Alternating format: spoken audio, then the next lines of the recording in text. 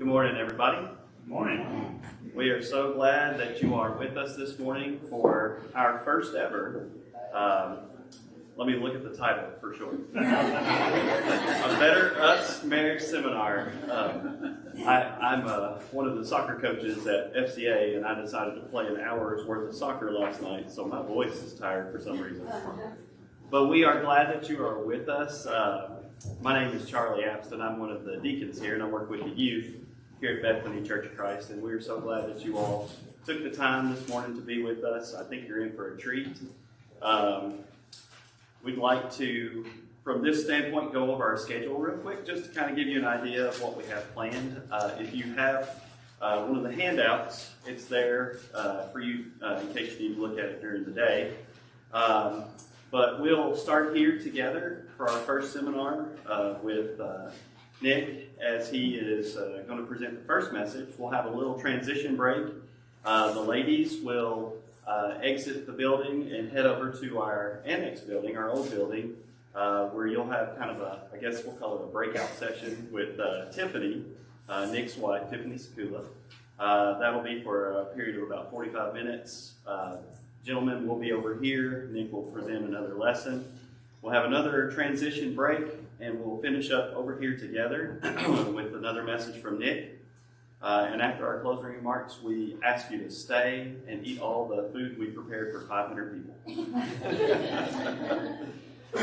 So anyway, that's kind of the schedule. I wanted to make you guys aware, if you're not familiar with our building, we do have a restroom out in the foyer to the right as you go out. In the room over here, there's a restroom for all. If that one's occupied, you can go down the stairs and straight down the hallway. As far as you can go to the left, women's are first, and then the men's in the corner. So that's where our restrooms are located. That's kind of important sometimes when you don't know where you are. And I think I've covered everything except for, I'm going to tell you a little bit about Nick and Tiffany. We hired Nick on after Johnny Tucker. Several of you, I think, recognize faces and know Johnny. He preached here for 30 years, and we have some people that are here that are near and dear to him. Good to see them.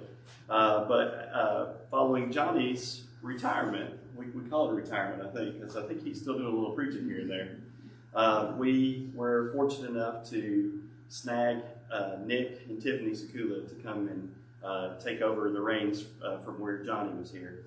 I've worked with Nick for how long? 7 years? 7 to 8 years. Whenever I tell people how long I've worked, I say 15 or 16 years. I can't remember. But I've always had so many good experiences. We've had a lot of laughs. But Nick is a wonderful guy, but he is a fabulous preacher of the gospel. And we're so fortunate to have him here with us at Bethany. But again, I say you're in for a treat today with these sessions, as well as Tiffany. I haven't heard Tiffany speak, but I know Tiffany is a fabulous speaker.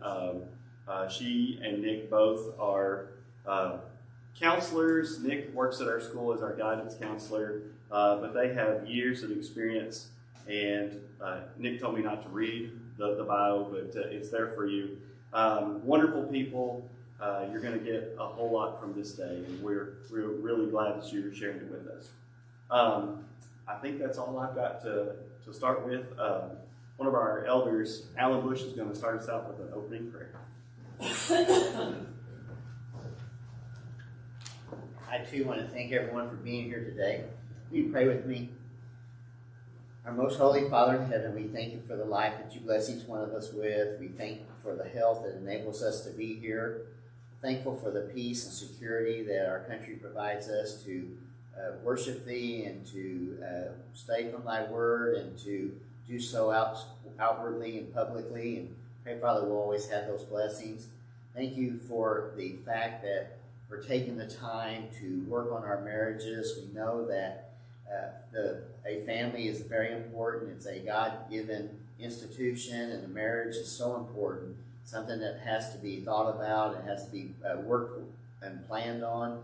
It has to be something that you cultivate. Pray, Father, that we do the best we can to open up our hearts to your word, and we do everything we can to make our lives better, to improve lives of other people, to be an encouragement to one another, but most importantly, to help each one live faithful, godly lives, and we might have a home in heaven. We pray for your forgiveness. Be thankful again for your many blessings, especially the fact that you sent your son Jesus to come to this earth to die on a cross for each one of our sins.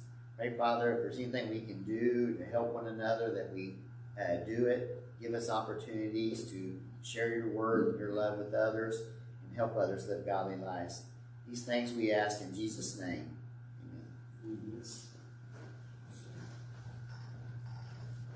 Amen.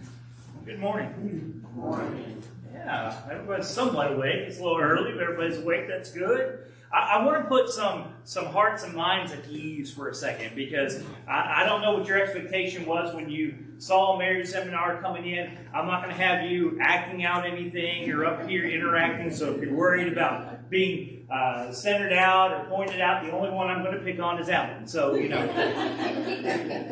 I'm just kidding. But we are very excited about having you all here this morning. And when we talk about marriage and we talk about like an enrichment seminar, there's a lot of things that go through our minds. So there have been a lot of jokes leading up to this. Alan, there's been a lot of comments, we're not doing a counseling session. Though, the things that we are sharing throughout this morning are concepts, the things that we would share in a clinical session.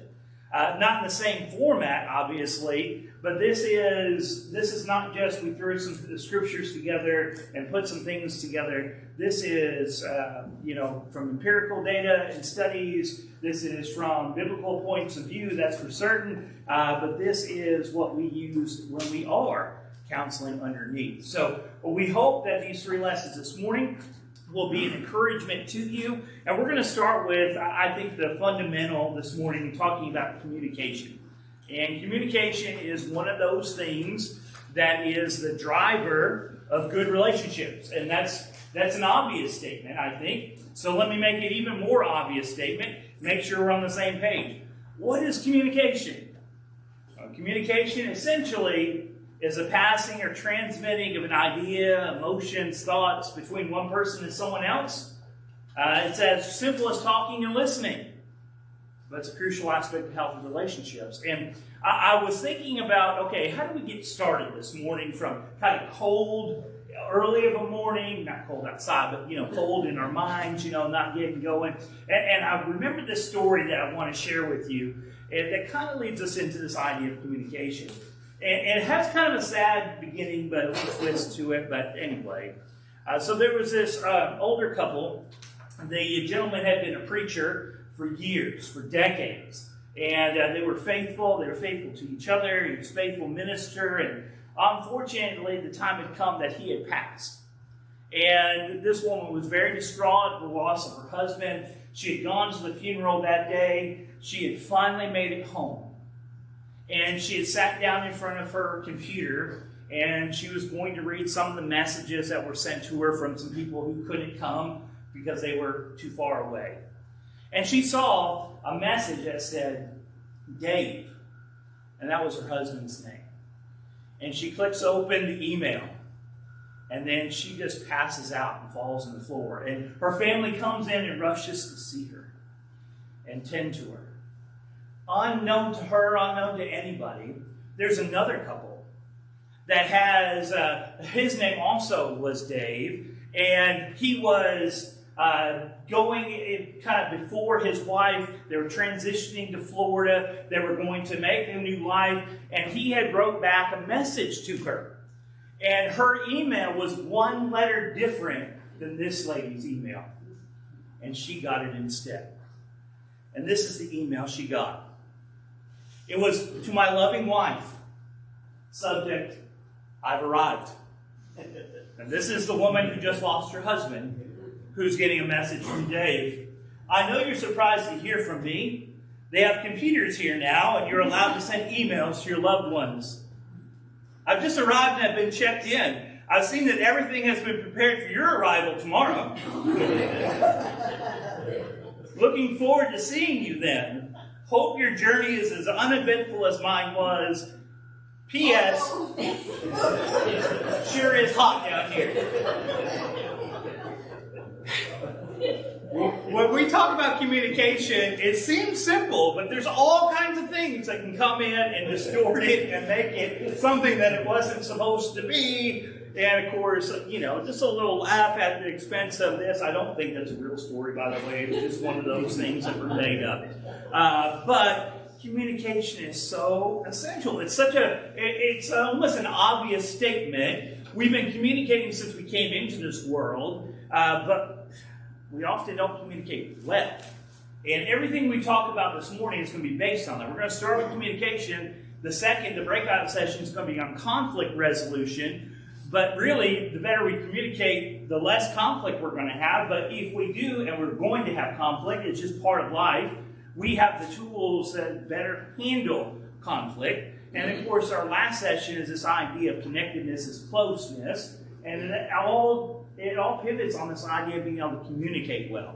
So we're starting here at the base. So let's think about a few things. When we talk about communication, it's only valuable if it truly conveys or results in understanding. That's one of the things that I think we start with, this idea that we communicate, but it's only communication if I'm talking to someone and what I'm trying to convey, they understand. Otherwise, we're not really communicating. We're sort of communicating, and you've seen this happen in all kinds of different scenarios. And I'll say this, basic principles that we're talking about today can apply across the board. It doesn't have to just be in a marriage, that's where we're centered at, but these things are true in any relationship. Communication is essential. So many problems come and rise in a relationship because we don't understand. We're not communicating to understand. We're doing a lot of things that might be distorting that communication.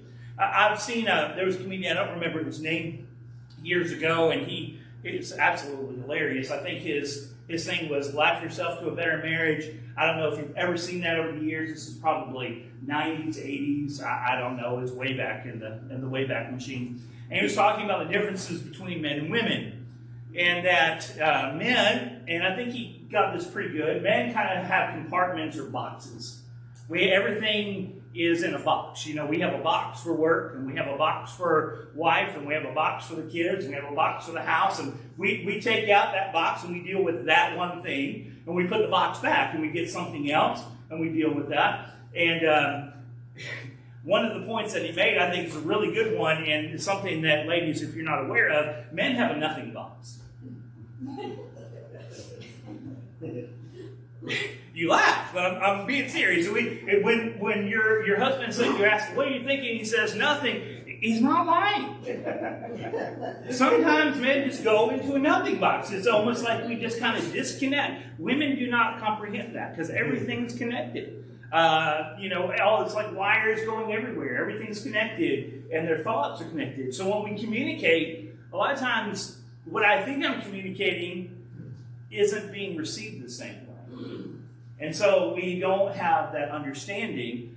We've exchanged it, for something less than ideal, and usually leading up to problems. Now, there's so much that we can talk about on this level that we're not going to be able to cover everything in 45 minutes. I hope you understand that. We're just talking about some things that I hope will be a primer for you this morning, and some things for you to consider practically. But let's talk about the negatives so we can go to the positive. I'd rather talk about the positive, but there are some negatives that we need to talk about. Some things we need to avoid when we're communicating. And I've just got 4 up here. There's more than that, but they kind of cover the spectrum, in my opinion, as far as different ways we might communicate that are not healthy or not good. And they're placating, blaming, computing. I know that one might sound funny to you, but we'll explain it here in a minute, and distracting. And we'll walk through these really quickly, but just to understand, and this isn't a look over at your spouse and like, oh yeah, you do that. We all probably do these things at some point, and we're probably never going to perfectly not do these things. But our communication needs to walk away from these things and into more healthy habits. Does that make sense? Okay? So the more we can walk into healthier things, the less these things impact our communication, the better off we are. There's a story that I do love this story. That there's a couple, they've been married for like 60 years. The wife has finally got her husband to go to a counselor. They're in the counselor's office. Counselor, common question, what brings you to my office this morning? And man, just kind of head looking down. He's not looking up, not saying anything. Wife starts in, talks 20 minutes straight. Basically, she's talking about her husband never tells her that he loves her. And she's talking about all these different examples, all these different opportunities, all these things that, so-and-so does, but he never tells me he loves me, and so forth. The counselor notices the man is not really responding in any way. He's just sitting there. So he asked him, he said, okay, so your wife has said all this. What do you hear? How would you like to respond? And this older gentleman just kind of a little rough, a little maybe hard around the edges, so then kind of sat up and real slow said, well, I told her 50 years ago that I loved her. And if I change my mind, I'll let her know. That obviously doesn't work. Okay? That's not going to work. There's some really good material. If you're a note taker, if you like to read, you probably are familiar with like Chapman and the 5 love languages. These are things that if we had time to explore this morning, we would, but we're going to cover some other things that people need to know when we're communicating. That you hear things, that I hear things, that we hear things out of a set of circumstances that sometimes we're not even aware of. You grew up in a home where communication was just accepted. However it was, good, bad, or otherwise, that's how it was. And you inherently predict or expect that to be the case in your marriage. And your spouse may have grown up in a different situation where they communicate in a different way. And you're both assuming that those things that you grew up with are going to be there. But if you don't communicate and you just assume, a lot of conflict comes from that. So those are some of the things we're going to walk into. But let's talk about these negatives real quick. Placating. I think you hear it in the word. The placater simply avoids by trying to placate. Maybe you've heard the expression, taking a dive. You ever heard that expression before? I don't want to be in this argument, so I'm just going to take a dive and just whatever the other one wants, I'm just to avoid it. The idea is avoidance, simply avoiding by trying to placate their partner to bring an end to whatever uncomfortable situation may be occurring. I'm not saying that this will never happen and it's always a terrible thing, but if this is our normal route, if this is our normal habit, it's definitely a negative. If you're trying to get out the door to a thing and you're in some weird argument about milk, maybe you take a dive on that one and go on. But this can't be our normal pattern of communication. This isn't communication. This is people are not understanding each other. And matter of fact, it sets up a false understanding because the person who's being placated to believes that you're in agreement with them and you're furthering the problem down the road. The second one is blaming. I think this is pretty obvious. There's always blame for something, but if our pattern is, our habit is to instantly shift blame, in other words, something happened, I have some part in it, but I'm not going to own my part, I'm just going to push it on you. Obviously, that's a negative. It's not going to cultivate personal responsibility, but it's also not going to cultivate good communication.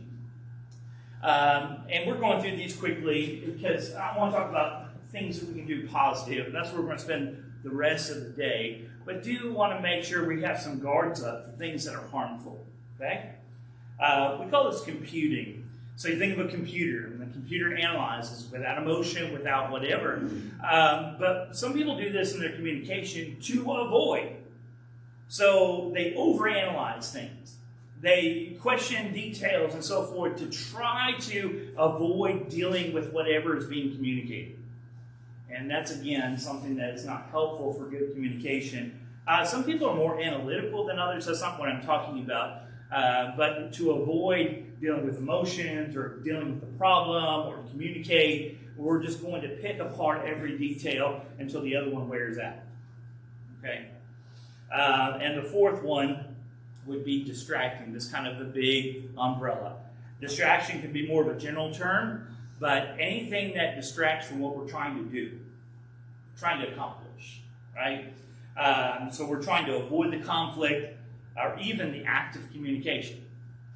And I understand, especially, and I'm not trying to throw us under the bus here, fellas, but they say women speak 30,000 words in a day, men only speak 15, and for some guys, 15 may be pushing it.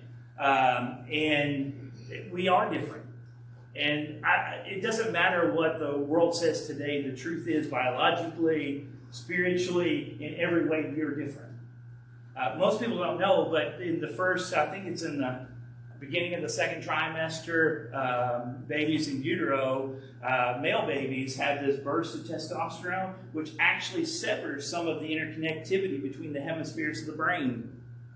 So when I talked about earlier, men having this kind of box idea, we deal with one subject, we deal with another subject. We can get that they cross over, but we don't normally deal with them that way. And where women kind of connect all those things, it's a biological thing.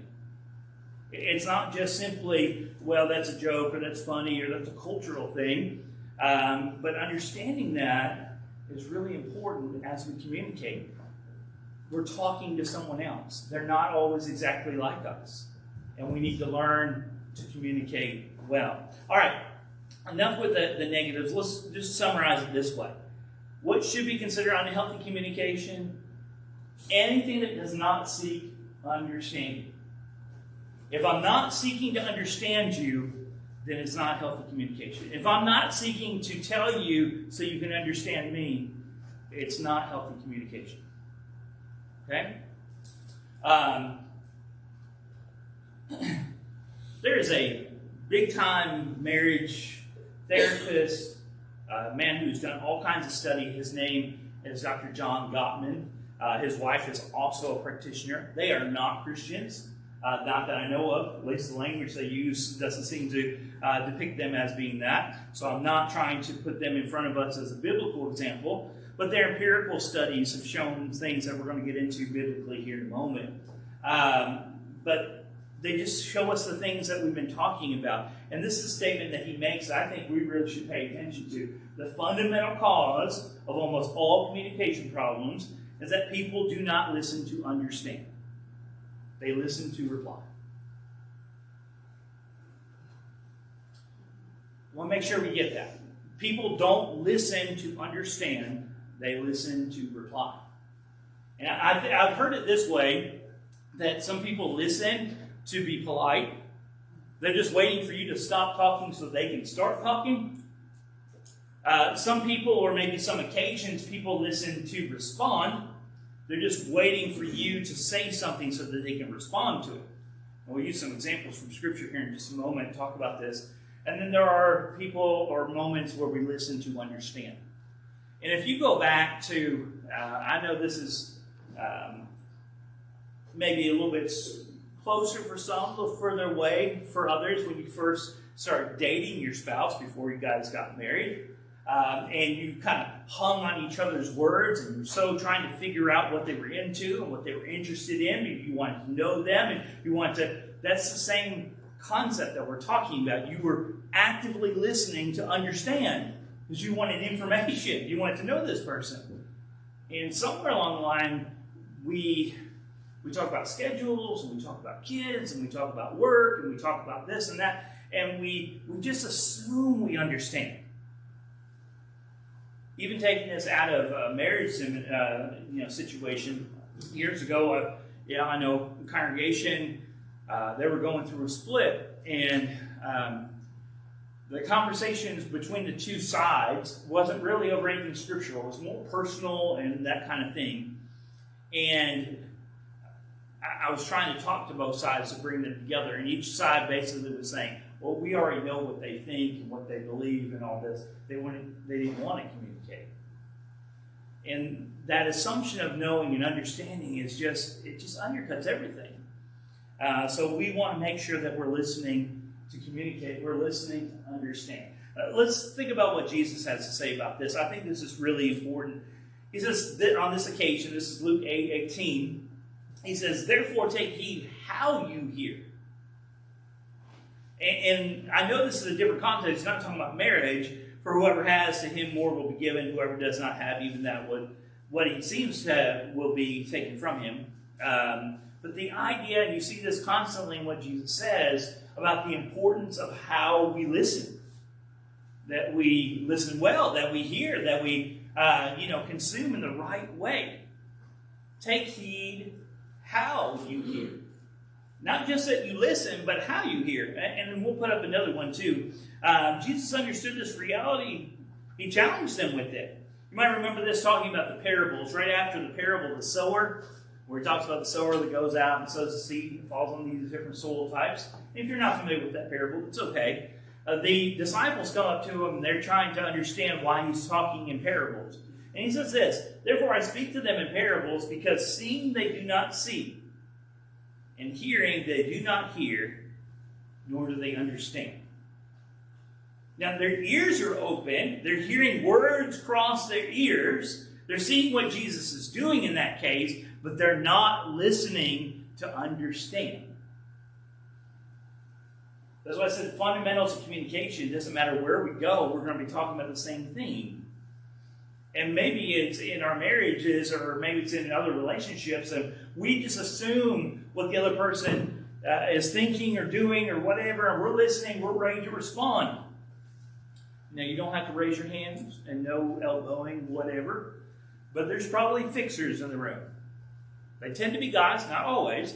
Sometimes the wife is a fixer, and when they hear something being said, they're listening, not to understand, but to fix it.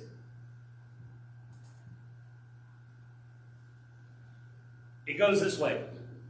More often than not, the wife is talking about something, maybe she's had a bad day at work, and she's looking for someone, her husband, to basically provide some validation that what she's experienced, how she's feeling, is valid. And he's got his ears on to fix it. So Sue said this, and Joe did that, whatever, and talking about, and he's like, well, you need to do this, and you need to do that. He's in fixer mode. And then she gets more frustrated because she's not actually wanting him to fix it. She's just wanting him to understand her day. So when we start applying these things to our actual life, they are very practical, they're very real, and I just want you to put yourself in those shoes just for a moment. So maybe in that scenario you can easily slide into those shoes, maybe it takes a little bit more, but think about the frustration and the arguments that then develop past that just because we didn't take an extra minute to say, wait a minute, am I listening to understand? We'll talk about this a little bit more, but that's what Jesus said about his opponents and those who were not listening that could physically hear. You might remember on several occasions they were just looking for an opportunity to find something to hold against him. They weren't trying to learn. They weren't trying to understand. They were listening to reply. They were listening to respond. Hearing they do not hear, nor do they understand. Just a quick little side here before we go a little bit further. I want you to imagine a conversation, a situation in which two people are talking, a husband and wife, and the wife is trying to tell her husband about her day. The husband is trying to deal with some problems that are in his life, and neither one are listening to each other, but they're talking to each other, but more at each other than with each other. How quickly that becomes frustrating, and how quickly that cuts off the line of communication with, why should I talk the next time because nobody's listening to me? And you see why people end up in the counseling office and they're like, so-and-so doesn't listen, and we end up having to teach these same things over again. Communication is vital. There's no substitute for it. You can't buy your way out of it. You can't buy enough nice things. You can't buy a fancier house. You can't buy her a nicer car, or him a nice fishing boat. They'll take the boat, but you're still going to have the problem. This is something that is fundamental that we have to give attention to if we want to improve. It doesn't matter if we're newlyweds, we've been married 50 years, we relatively see our relationship as great and wonderful, or we see it as struggling. These things apply to all of us. And that's kind of fundamental of what we're talking about this morning. So let's do this. So we summarize the bad ones. Let's summarize the good way.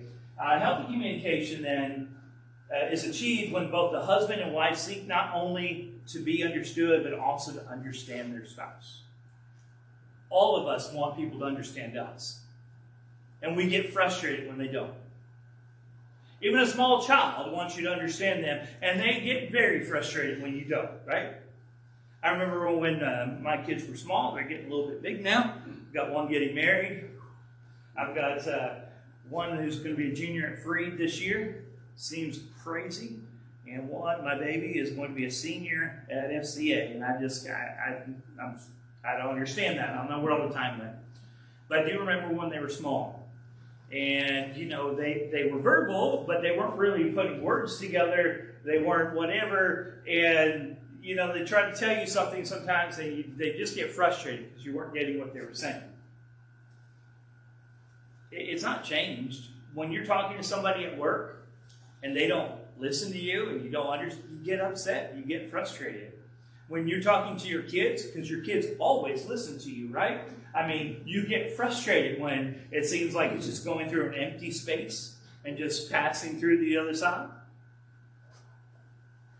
When we seek to understand others, we open up. There's a word that we're going to use here. It's the word empathy. We'll come back to it a few times, I'm sure, today. And let me do this, little group participation. What's the difference between sympathy and empathy? And don't worry, you're not going to get stoned if you get it wrong or anything. Sympathy is when you can sympathize because you know what they're going through. Empathy is you've not been there, you don't know, but you feel for them. Okay, so there is the idea of sympathy is the idea of you feel bad for someone. It's usually how we use it, right? They're going through something difficult. They're going through something hard. You feel bad for them. Empathy, and I like what you said. I'm just going to develop it just a little bit different, but I'm going to put it this way. Empathy is trying to put yourself in someone else's shoes without judgment.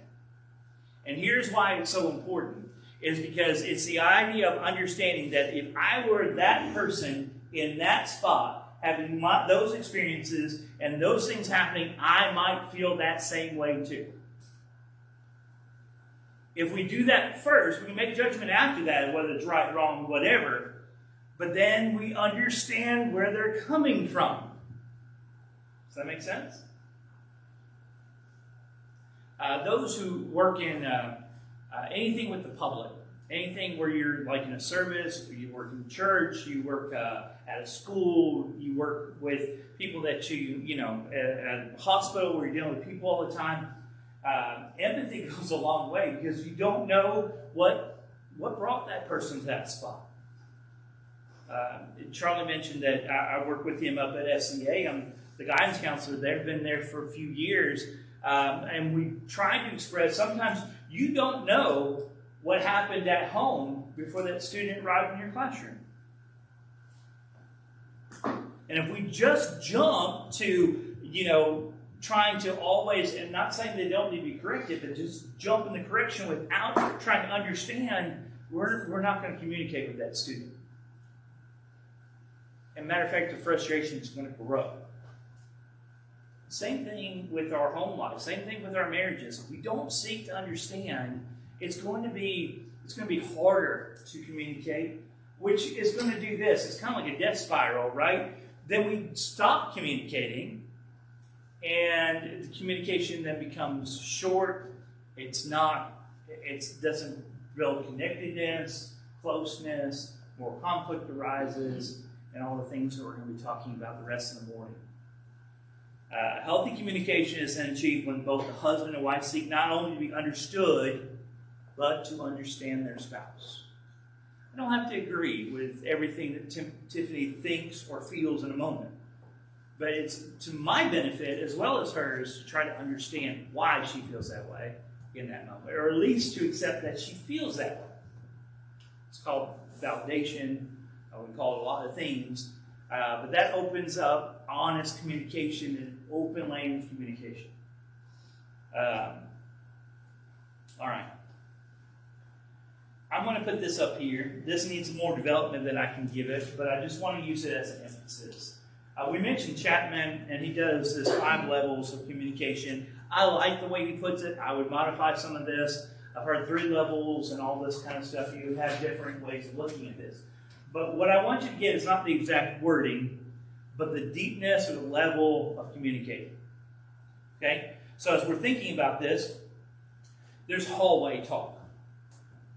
How are you? Fine. How are you? Good. It's that talk you have at the front of the church building.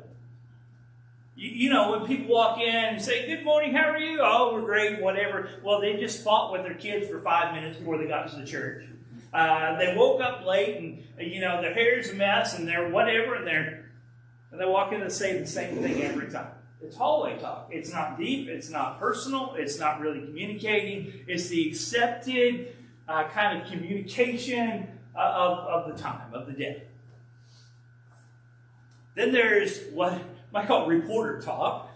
Just give me the facts. I wish that were the case today. I'm not get political, but it seems like reporters don't care about facts anymore. But anyway, if you really got a few years on you, you might remember Joe Friday from Dragnet. I don't remember watching it. I remember watching reruns.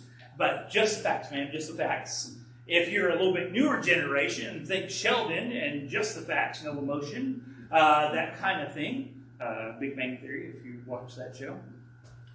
Just give me the facts. I just want to know what the details are, and so I can do whatever I need to. Okay?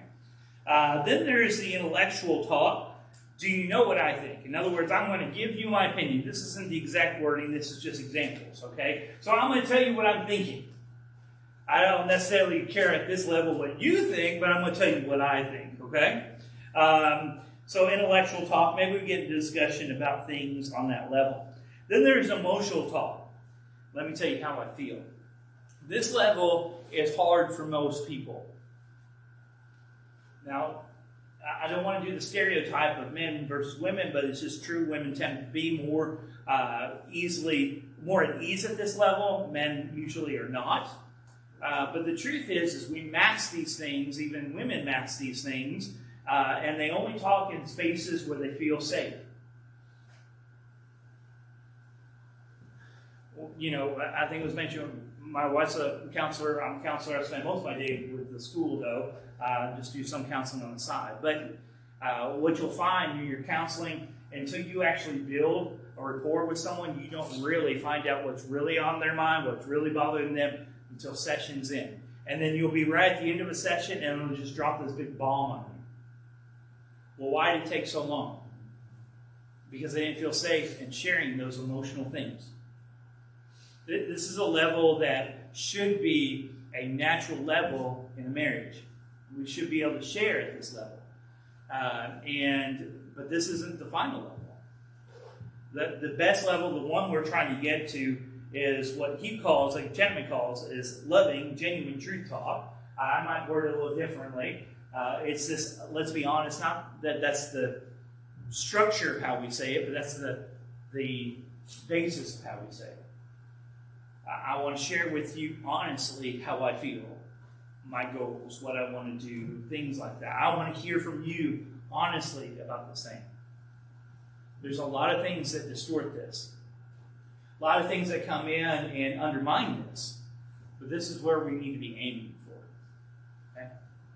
Okay? So let's talk about some practical things in the last few minutes of this first session. And you all have done so well to listen to me ramble on for all this time, but I want you to walk away with some things that can't remember every piece. I get that. That's why we didn't want to do a big long. We've done this seminar where it's like 6 lessons. It's so much information, which is great, but it's really hard to hold on to all that. If you do want to get into this a little bit more, there is a little book you can get on Amazon. It's called Wealth Understanding, by some Secula guy, if you want to check that out. But I want you to walk away with some practical things that you can do with some of the things we're saying. This morning's lesson is more setting the stage. and we're going to build on this in the next two. But there are some things I want us to start with. One, this is called all kinds of things. I'm going to go old school and call it active listening. Okay? So we can hear responsive listening and all kinds of terms. Everybody writes a new book and they call it something else and end up talking about the same thing. There are some different pragmatic things to this, but I just want to get the basics. Effective communication starts with truly understanding your partner. That's what we already said. And that means active listening. So active versus passive. Okay? So we understand that if you're active, you're intentional, you're doing something. Passive, you're just allowing it to come to you. So sitting in the Barco lounger with your feet up and just it being rattled to you, you just shaking your head. That's not active listening. That's like, okay, maybe they'll stop here in a minute and I can get back to my show. We're talking about active listening here. This isn't just about waiting for your turn to speak. It's about fully focusing on what your spouse is saying. So both verbally, non-verbally, all these things. When your partner is speaking, you put away distractions. You make eye contact. You generally try to grasp their perspective and feelings. Now, some of that pragmatic stuff is, and different modeling would say, okay, I'm going to nod, I'm going to, say things, I'm going to repeat back what you said. Those things are good, but generally this is what we're trying to do, is just be there and actively take in what that person is saying, trying to understand with empathy why they're saying what they're saying. Okay? Active listening. I'm going to give some examples of these. We're going to do 3 of these, but you might say, so if I'm hearing you correctly, you're feeling overwhelmed by the household chores because you've had a really demanding week at work. This not only ensures you understand, but also makes your partner feel heard and valued. And that's really what we're going for.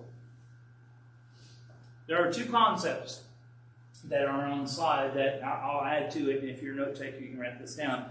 And I'll tell you that 95% of the time this is going to be true. There's always going to be an exception, and I can't help that. There's always going to be an exception.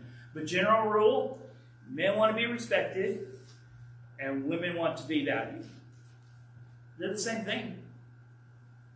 They're the exact same thing. It's just through men's eyes and through women's eyes. And how do women generally want to be valued? They want to be heard, and they want their experience to be validated. In other words, you don't have to agree with me, but what I experienced and went through was real.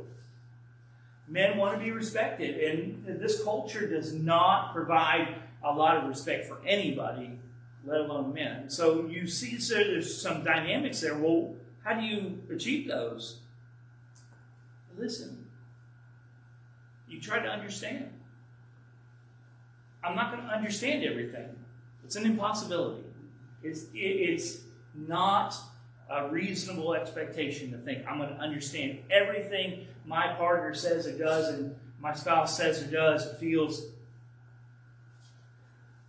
But I want to understand what I can. Because I love her. Right? Again, go back to when you first started dating. If maybe you're here with us today and you're not yet married, you're thinking about these things in that picture, you're trying to learn about that person. I grew up with certain sitcoms that some of you all are familiar with. Maybe some of you all aren't, but probably everybody. There's one called Full House. You might remember that show? Okay, I'm going to tell on myself. I had a big-time crush on DJ, growing up. I just... Anyway, I just told on myself. There you go. But there's an episode where she has this thing for a boy. He's like delivering papers or whatever. And he's really into cars. So she hasn't told anybody, but she's asking Uncle Jesse, if you remember that character, about cars and all this stuff and trying to learn all this stuff. She didn't care about cars. Why was she trying to learn about cars? Because he liked cars. We naturally do it when we first start dating. So what happens? Every time I do premarital counseling with a couple, I tell, and I always look at the guys when I say this, don't stop dating. Always give clarification, each other. Sure, we're on the same page. But don't stop dating. It may look different, but it's the concept that you're constantly looking to understand, to draw towards, to learn about your spouse. It's really easy to discount that when you've been married for some length of time. But I'm going to tell you, those who are able to, that doesn't mean you have to go out every Friday night. Some people can't afford to do that. You just find time where you're in that mode. Here's a second one. I feel statements. Now, if you're in the school system, you've heard this before. If you've been to a seminar, probably at work, you've probably heard this somewhere along the line. You statements versus I statements. There's a reason why you've heard these, and there's a reason why we keep hearing them, because we don't do it. And it's one of those things, I can tell you this, I can share this with you. Am I perfect at doing this? I promise you I am not. And if you need validation, there you can ask her, okay? But here you go. The difference between you and I statements, and especially between you did and I feel statements, may seem cheesy.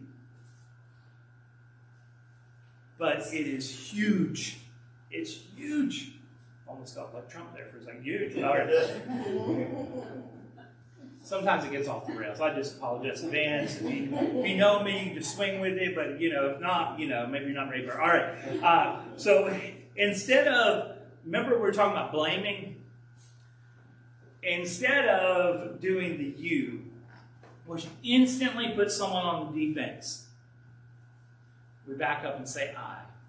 There's a pattern. I, whatever the emotion is, and why. It's something that I try to teach our teenagers at school when we go through things. Some of them get it. Most of them think they're smarter than me, so that's just how it goes. But I'm just going to give you a scenario. You're looking at your spouse, and we'll have to wrap up here, but get close anyway. And you never listen. You never whatever. Instantly, they're on the defense. What do you mean I never listen? I listen here, there, whatever, all this stuff. I'm building my defense now because you just put me on trial. Instantly. As soon as you said that you never, you do, it's instant. Now, it takes two people to have a good conversation. Always. So the other person may not join me, but I can start it off in a whole lot better way. I feel overwhelmed, I feel neglected, I feel whatever when I'm not heard. Well, if my wife tells me that, I don't want her to feel neglected. I don't want her to feel overwhelmed. How can I help you? She's inviting me into the conversation rather than blaming me. I feel statements are powerful. Does that mean every conversation is going to be magnificent and it's all going to end in a Disney whatever and the little Tinkerbell above the castle? No. But it's a whole lot better and a lot healthier way to communicate than going straight to blaming. Okay? It's easy to fall in the trap of the blame and the accusing. I might feel justified in that because I feel hurt. But it's not helpful and it doesn't bring about what I hopefully I ultimately need and want. So using I feel statements, express your emotions, it's part of owning your emotions. It's part of better communication.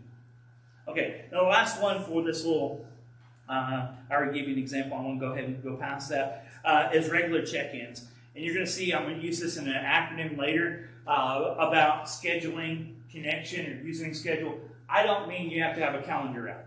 What I mean is it's regular, it's a part of your normal routine for connectedness. What does that look like? Not everybody has got, hours that they can spend. They don't always have the bank account to go out and do. It's whatever works in your scenario, but you find what works. It may be 15 minutes when you first wake up in the morning. That is not a good time for me. I don't wake up until about 10:30. So any advice I give a student from about 8 o'clock to 10:30 is questionable. So, but after that, pretty good. But I'm not a morning person. That is not the time for me to have connectedness as far as conversation. I'm much better at night. I'm much better in the evening. So that works for me. It works for me. That's how I'm built. that may not work for you. So I'm not trying to give you something to do exactly. I'm trying to teach you a concept. So here it is. The key is consistency, creating a safe space to discuss not only logistical things, we talk about those well, who needs to go pick up this, and who needs to go do that, and who needs to get the kid from volleyball practice, and all this kind of stuff. But to actually share things, feelings, challenges, successes, hopes, dreams. When's the last time you had a conversation with your spouse and said, if you could go anywhere on vacation, where would you want to go? You had conversations like that when you dated. It's not meant to say, okay, well, we're going to schedule that. It's connectedness. It's learning. It's communicating. It's sharing. It's powerful. It sounds cheesy, guys. I understand sometimes these things sound cheesy, but I'm going to tell you, it's proven, it's powerful, it's helpful, it builds connectedness. Regular scheduled check-ins, and I just made this, it may be 15 minutes. Maybe that's all your schedule allows. You've got kids all over the place, you're working a lot of hours, you're both working, whatever. I get it. But your marriage is worth it. And we got to see that. We can't just assume, I think, I don't know how many times we see this, they say within the first 7 years is often the time that relationships will break up, or even marriages. The big time for marriage, whatever, to break up, do you know when it is? The kids graduate. The kids move out of the house. Because you spent your time running around chasing your kids' stuff, and you weren't connected. You weren't staying connected. And then you turn around, and there's no kids to distract you, and you're like, who are you? And it's a really sad state to be in. And I'm not trying to, if we hit some toes or whatever, that's not my intention this morning. My intention is we need to be honest, we need to be fair with ourselves if we want to do things better. Okay? I appreciate you giving your time this morning as we kind of wrap up this first session. We're going to we've got about 5 minutes because I spoke too long until the next session. So please feel free to use the restroom. I think the ladies are going to go next door. Again, thank you all for being here with us this morning.